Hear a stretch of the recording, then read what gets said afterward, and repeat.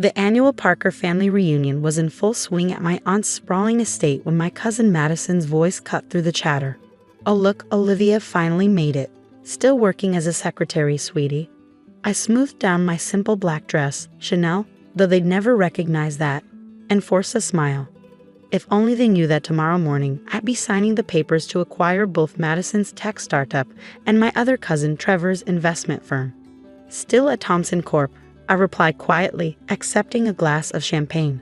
The same Thomson Corporation that I secretly own through a complex web of shell companies and private equity firms.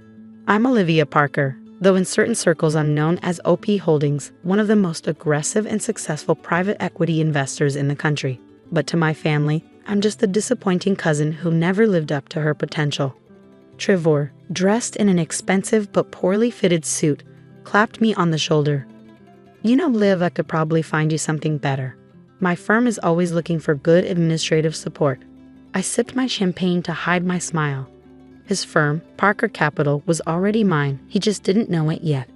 I'd spent the last year quietly buying up shares through various shell companies. "That's so kind of you," I said mildly, watching him preen at his own generosity. 8 years ago, when our grandfather passed away, everyone expected his fortune to be split equally among his grandchildren.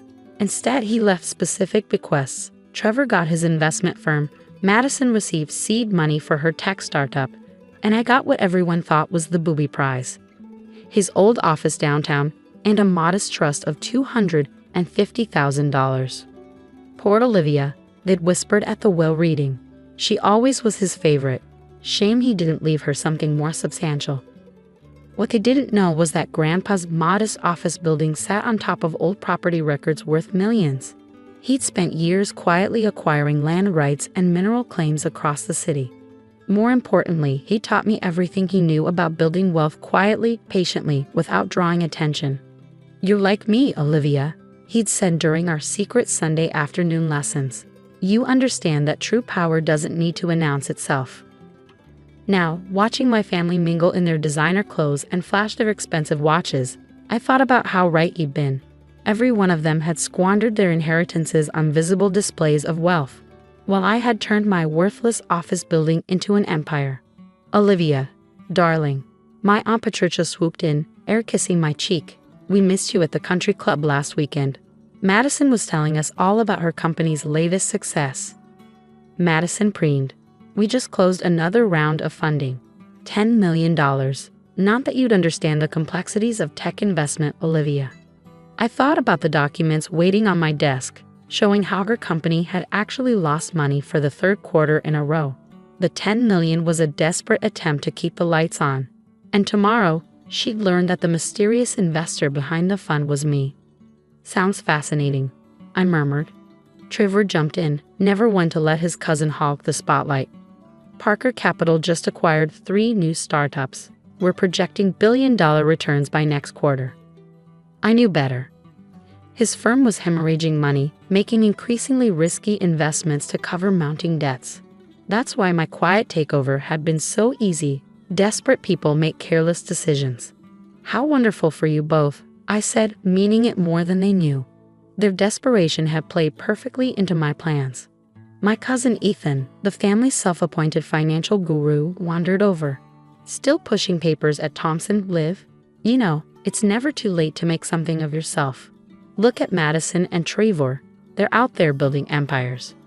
If he only knew that the papers I pushed included acquisition documents for half the properties in downtown Boston. That Thomson Corp, under my secret leadership, had quietly become one of the largest property holders in 3 states.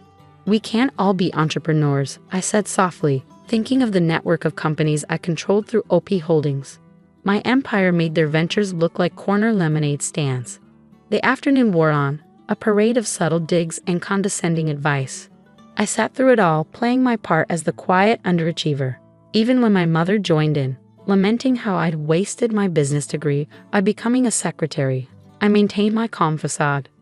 "Have you even tried to advance your career?" she asked, concern dripping from every word.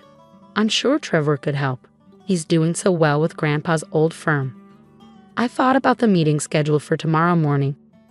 where Trevor would learn that his firm's mysterious majority shareholder was his underachieving cousin.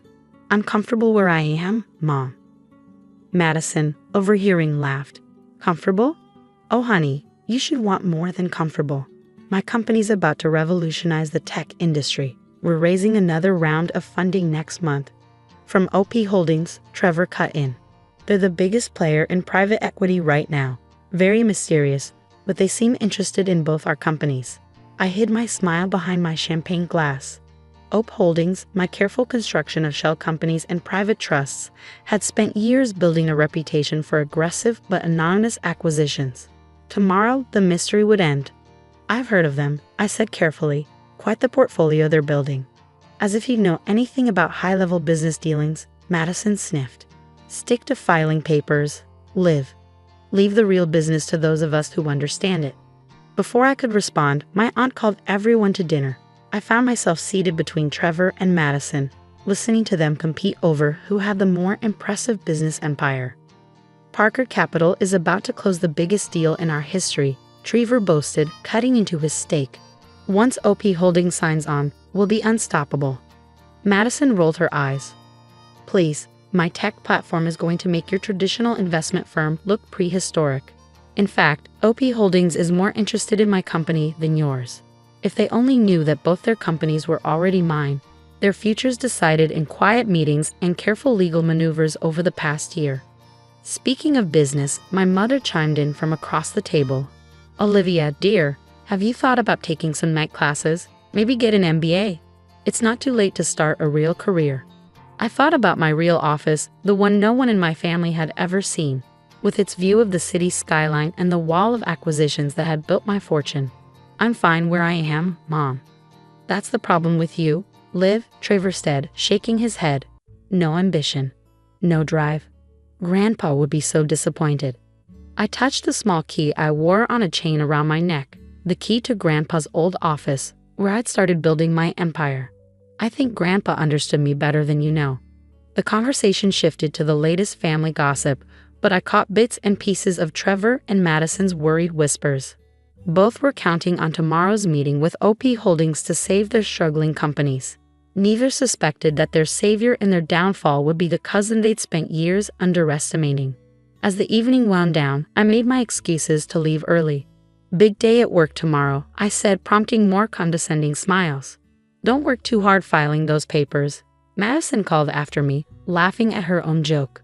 In my car, a modest Audi that concealed its armored exterior, I called my assistant. "Is everything ready for tomorrow?" "Yes, Ms. Parker. The contracts are prepared and the board members have been notified.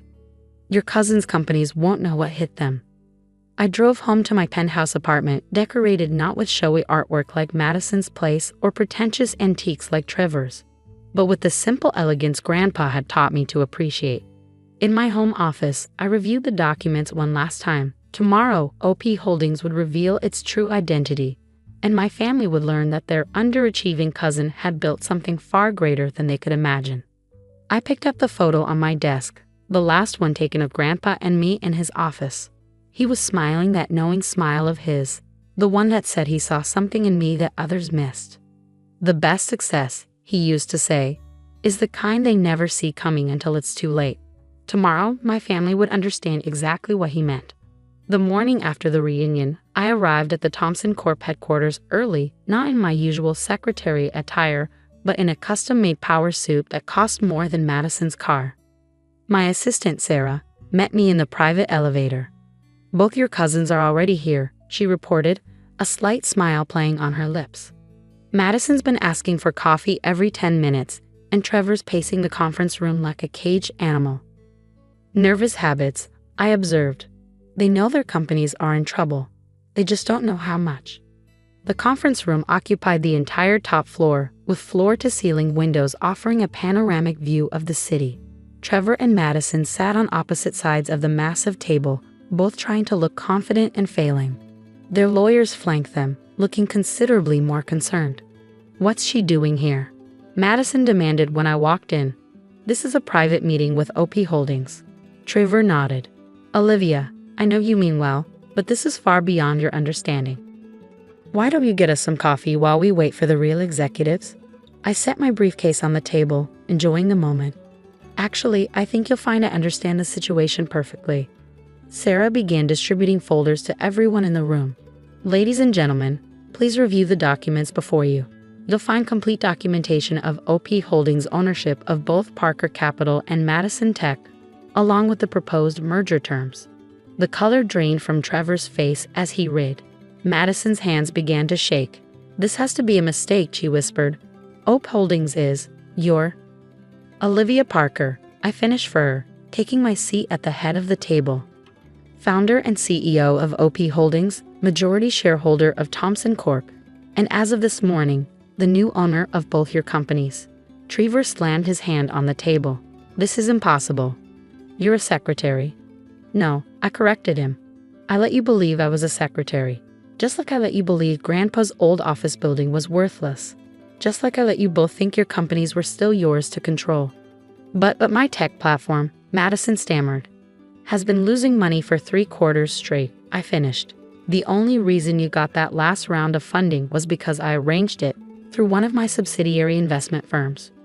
Trevor was frantically flipping through the documents. Parker Capital, my father's company, has been mine for months, I said quietly. Those risky investments you've been making to cover your losses, I've been buying up the debt, positioning myself for this moment. My mother burst into the room, followed by several other family members, clearly summoned by panicked texts from Trevor and Madison. What's going on? Why are Trevor and Madison saying something about Olivia and OP Holdings? Perfect timing, I said, standing up.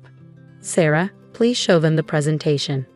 The wall screen came to life, displaying a complex web of companies, investments, and acquisitions, my true empire, built quietly over 8 years while my family thought I was just pushing papers. OP Holdings, I explained to my stunned relatives, currently controls over $500 million in assets across real estate, technology, and private equity. That includes Thomson Corp., Parker Capital, Madison Tech, and about 30 other companies you've never heard of. But how? My mother whispered. Remember Grandpa's worthless office building, the one you all pitied me for inheriting? It came with property rights and mineral claims worth millions. While you were all busy showing off your success, I was building something real. Madison found her voice, anger replacing shock. You deceived us.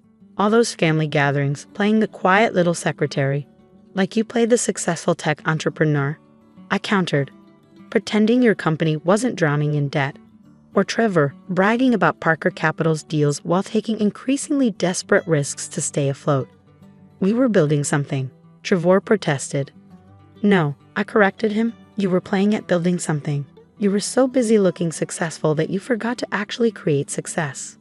I turned to the lawyers. Now shall we discuss the terms of the merger? Both companies will be restructured under the OP Holdings umbrella. Current management will be reviewed. You can't do this, Madison whispered. Actually, I can. And I did. While you were all laughing at the quiet secretary, I was learning every aspect of business from the ground up. I was making connections, building relationships, understanding how real power works. My mother stepped forward, tears in her eyes. Why didn't you tell us? Would you have believed me, or would you have tried to take control, just like you did with every other aspect of my life? I opened my briefcase and pulled out an old photograph. Grandpa in his office, teaching me about property rights and quiet power. Grandpa knew what he was doing when he left me that worthless building. He knew I'd understand its real value. The next few hours were a blur of contracts, negotiations, and restructuring plans. By the end, both Madison and Trevor had to admit their companies needed the stability OP Holdings could provide. Their pride was bruised, but their jobs, at least for now, were secure. As the lawyers filed out, my mother lingered. All these years, she said softly, we thought we were the successful ones. Success doesn't always need to announce itself. I replied, remembering Grandpa's words. Sometimes the quietest person in the room is the most powerful. Over the next few months, things changed dramatically. Madison's tech platform, with proper management and funding, actually began to show promise.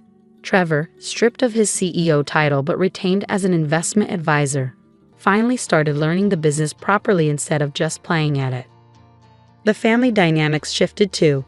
The condescending comments stopped. The pitying looks disappeared. At the next family gathering, when someone asked about my work, they listened, really listened, for the first time. My little office building. I kept it, renovating Grandpa's old office, but leaving his desk exactly where it had always been. Sometimes late at night, I'd sit there and remember his lessons about quiet power and patient success. One evening, as I was leaving the office, I found Trevor waiting in the lobby. "I've been thinking," he said, looking humbled. "All those years we spent competing, showing off, we miss what Grandpa was really trying to teach us." I smiled, touching the key I still wore around my neck. "What was that?" "That real success isn't about looking powerful. It's about being powerful. And you built an empire while we were just playing pretend." I thought about all the family dinners, all the condescending comments, all the years of being underestimated. "Want to know the real secret, Trevor?" He nodded eagerly. "Success doesn't need an audience.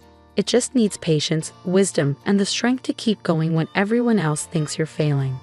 As I walked back to my car that night, I looked up at the city skyline, my skyline, though few people knew it. Sometimes the best revenge isn't proving people wrong.